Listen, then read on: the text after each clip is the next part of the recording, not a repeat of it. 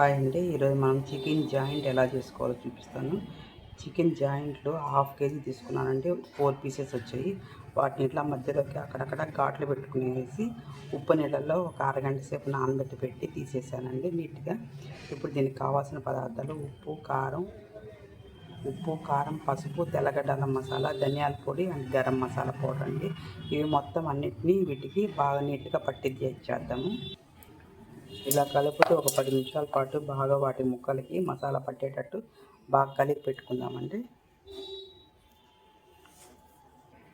ఇలా కలిపి పెట్టుకున్న ముక్కలనండి బాగా మ్యాగ్నేట్ చేసి పెట్టుకున్న ముక్కల్ని ఒక అరగంట సేపు ఫ్రిడ్జ్లో పెట్టుకుందాం. చికెన్కి మ్యాగ్నేట్ చేసి పెట్టేసి ఫ్రిడ్జ్లో పెట్టేస్తున్నాం కదండి. 1 అవర్ వరకు ఫ్రిడ్జ్లో పెట్టేశాను. ఇప్పుడు తీసాను. ఇప్పుడు దీనిలోకి బైండింగ్కి మైదా 1 కప్పు మైదా తీసుకున్నాను. 2 కప్పులు కార్న్ఫ్లోర్ తీసుకున్నాను అండి. దీంట్లోకి మసాలా వచ్చి కారం ఉప్పు పసుపు గరం మసాలా ధనియాల పొడి వేసుకున్నాను అండి. ఇవి మొత్తం దీంట్లో వేసుకునేసి కలుపుకునేద్దాము. ఇప్పుడు దీన్ని ఎలా చేయాలో చూపిస్తానండి. దాన్ని కలిపి పెట్టేసుకునేస్తాం కదండి. ఇప్పుడు ఒక ముక్కకి తీసి ఇలా మొత్తం బైండింగ్ చేసుకుంటామండి.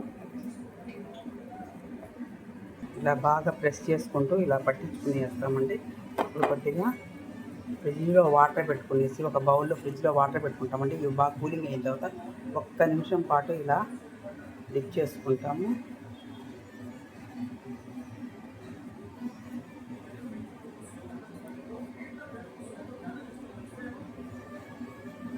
మొత్తం ముక్కంతా మునిగింది కదండి.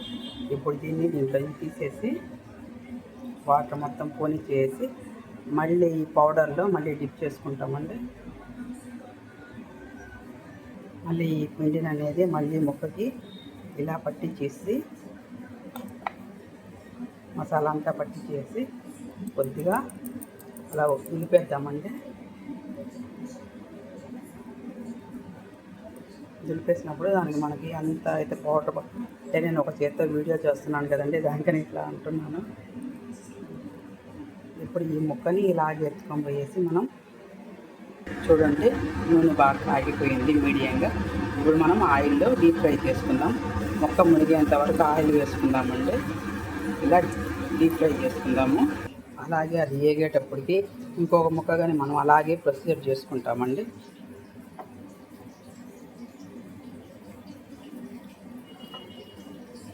ఇలా అంతా పట్టి చేసి ఇలా వాటర్లో పెట్టుకునేద్దాము. ఇలా తీసేసి మళ్ళీ పౌడర్లో అయితే ఇలా వేసేసుకున్నాము.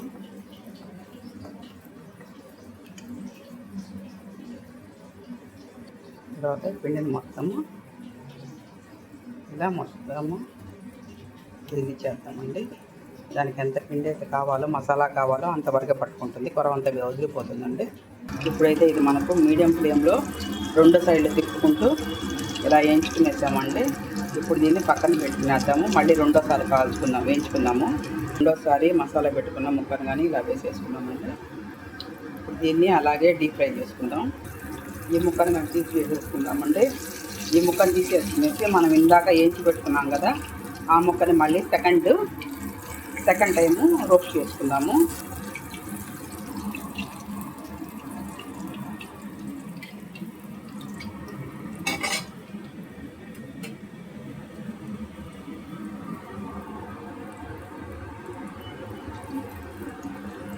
ఇలా ఫస్ట్ టైం వేసిన ముక్కని ఎత్తి మళ్ళీ రోస్ట్గా వేయించుకున్నానండి.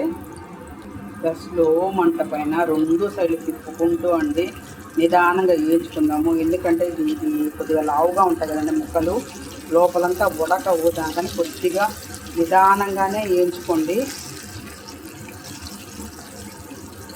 నీట్గా బాగా గోల్డ్ కలర్లకు బాగా వచ్చేసింది. 2 సైడ్లు బాగా ఏగిపోయేసిందండి. ఇప్పుడు మనం తీసేసుకున్నాము.